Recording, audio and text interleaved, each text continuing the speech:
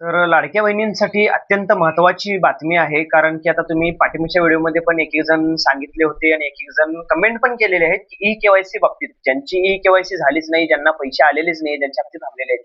तर त्या लाडक्या बहिणींना हप्ते कधी येणार? त्यांची ई-के-वाय-सी होणार का नाही होणार? त्यांना ई-के-वायसीसाठी मुदतवाढ होणार का नाही? तर त्या बाबतीत आपण त्यांचीच सरकारची शासनाची त्या बाबतीत जर एक न्यूज आहे. मी तुम्हाला ते व्हिडिओमध्ये दाखवलं होतं पाठीमागच्या वेळी, की त्यांनी काय सांगितले होते त्यामध्ये, की ई-के-वाय-सी बाबतीत जे लाडकी बहीण आहेत, की त्यांनी त्यांचे जे कागदपत्रे आहेत, त्यांनी जिल्हा सुविधा केंद्राच्या इथे तुम्ही जाऊन तिथे त्यांना दाखवायचं आहे आणि तिथे तुम्ही सबमिट करायचं आहे. म्हणजे तुम्हाला लाडकी बहिणीचे जे पैसे असेल, तर तुम्हाला ते सगळे पैसे तुम्हाला येतील म्हणून. तर त्या बाबतीत आता अजून एक त्यांची नोटीस हे पण आलेली आहे. ते पण तुम्हाला मी दाखवतो. तर तुम्ही त्याच्या अगोदर हे एकदा तुम्ही क्लिप बघा, हे व्हिडिओ बघा. त्यांचंच न्यूजचं आहे आणि असं फेक पण नाहीये. न्यूजमध्ये त्यांनी सांगितलेलं आहे. तर ते तुम्ही व्हिडिओ बघा.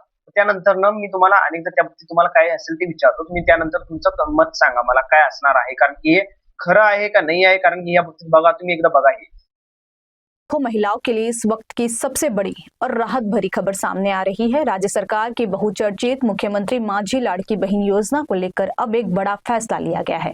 उन महिलाओं के लिए उम्मीद की नई किरण जगी है जिनके आवेदन तकनीकी कारणों, दस्तावेजों की कमी या ऑनलाइन दिक्कतों की वजह से रिजेक्ट हो गए थे। जी हाँ, सरकार ने करीब 17 लाख अपात्र घोषित महिलाओं को अपनी पात्रता साबित करने का एक और अंतिम मौका देने का ऐलान किया है। सरकार के इस फैसले को महिलाओं की समस्याओं और जमीनी परेशानियों को ध्यान में रखते हुए लिया गया बड़ा कदम माना जा रहा है। दरअसल योजना के तहत कई महिलाओं ने आवेदन तो किया था, लेकिन ऑनलाइन पोर्टल की तकनीकी खामियां, सर्वर डाउन होने की समस्या, दस्तावेज अपलोड न हो पाना या छोटी छोटी कागजी त्रुटियों की वजह से उनके आवेदन निरस्त कर दिए गए थे। ऐसी कई महिलाएं थीं जो वास्तव में योजना के लिए पात्र थी, लेकिन सिस्टम की कमियों की वजह से सरकारी मदद से वंचित रह गई।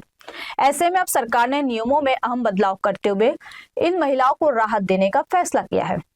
नए निर्णय के मुताबिक जिन महिलाओं के आवेदन रिजेक्ट हुए हैं वे अब सीधे अपने जिले के महिला एवं बाल विकास विभाग यानी WCD कार्यालय जाकर ऑफलाइन माध्यम से अपने दस्तावेज जमा कर सकती है। यानी अब के तर आता लाडक्या बहिणींनो, तुम्ही आता हे व्हिडिओ बघितलंच असेल. तर ह्यामध्ये तुम्ही हे व्हिडिओ ह्याच्या अगोदर पहिलं पण तुम्ही बघितलेलं आहे. बरोबर? आपल्या चॅनलवर हे व्हिडिओ आहे. ह्यामध्ये ते मी व्हिडिओ ते दाखवलेला आहे. तुम्ही बघितलेला आहे.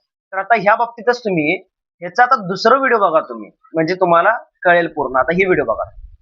ज्या लाडक्या बहिणींची ई-के-वाय-सी राहिली आहे त्यांना जिल्हा महिला विकास विभागात कोणतेही कागदपत्र सादर करता येणार नाही।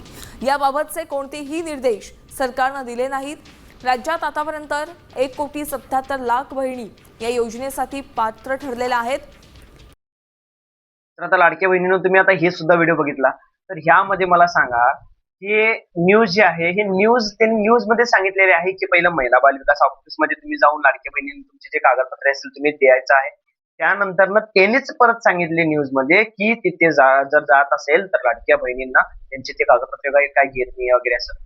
ते काय आहे? म्हणजे हे कशासाठी काय आहे? हे न्यूजमध्येच त्यांनी सांगत आहेत. पहिलं जावा, न्यूजमध्येच सांगत आहेत त्यांनी जायचं नाहीये वगैरे. म्हणजे शासनाचा नेमका निर्णय काय घ्यायचा आहे? शासन जर समजा, माझं मत असं आहे, की आता मी तुम्हाला सांगून पण दमलोय. कारण की भरपूर वेळा मी पण ऑफिसमध्ये जाऊन आलोय. तर ह्यामध्ये आता मी सुद्धा सांगतो, की जर द्यायचं असेल त्यांचे हप्ते वगैरे सगळ्या लाडक्या बहिणींना द्या. असं अधूनमधून तुम्ही मध्ये बंद करताय लाडक्या बहिणींसाठी किंवा साठी त्यांना त्या संदर्भात तिकडे जावा, या करा ते करा सांगताय, त्यामधनं नावं कट करताय. अरे पण जे लाडकी बहीण गरजू लाडकी बहीण आहेत त्या लाडकी बहिणींना सगळ्यांना द्या ना. एकतर सगळ्यांना द्या, नाही तर लाडकी बहीण योजनाच बंद करा. कारण की आता भरपूर यावर असा प्रश्न पडत आहेत, की लाडकी बहीण चालू केलेली आहे, बट जे गरजू महिला आहेत त्या लाडकी बहिणींनाच भेटत नाहीये लाभ याचा. तर माझं तर म्हणणं असं आहे, सरकारला निवेदन आहे आणि माझी विनंती पण आहे, की जे काय असेल तर लवकरात लवकर हे सगळं सॉर्ट आउट करावं आणि जे लाडकी बहीण, जे गरजू लाडकी बहीण आहेत त्या सगळ्या लाडक्या बहिणींना त्यांचा जे लाभ आहे ते त्यांना भेटावा असं माझी विनंती आहे सरकारला. तर तुमच्या बाबतीत काय मत आहे तुम्ही नक्की कमेंट करून सांगा आणि आपल्या चॅनलला सबस्क्राईब करा, लाईक करा आणि कमेंट करा. तुम्हाला पुढच्या कोणत्या टॉपिक वरती तुम्हाला व्हिडिओ पाहिजे तुम्ही ते कमेंट करा. जास्तीत जेवढे कमेंट येईल त्या टॉपिक वरती मी तुम्हाला त्याचं जे माहिती असणार तुम्हाला मी ते देणार आहे. तर तुम्ही काय कमेंट करताय बघा. तुम्हाला जे माहिती पाहिजे, तुम्हाला जे माहित नाहीये त्या बाबतीत मी तुम्हाला सविस्तर माहिती लवकरात लवकर देण्याचा प्रयत्न करेन. तर अशीच नवीन माहितीसाठी आपल्या चॅनलला सबस्क्राईब करा, लाईक करा आणि कमेंट करायला विसरू नका.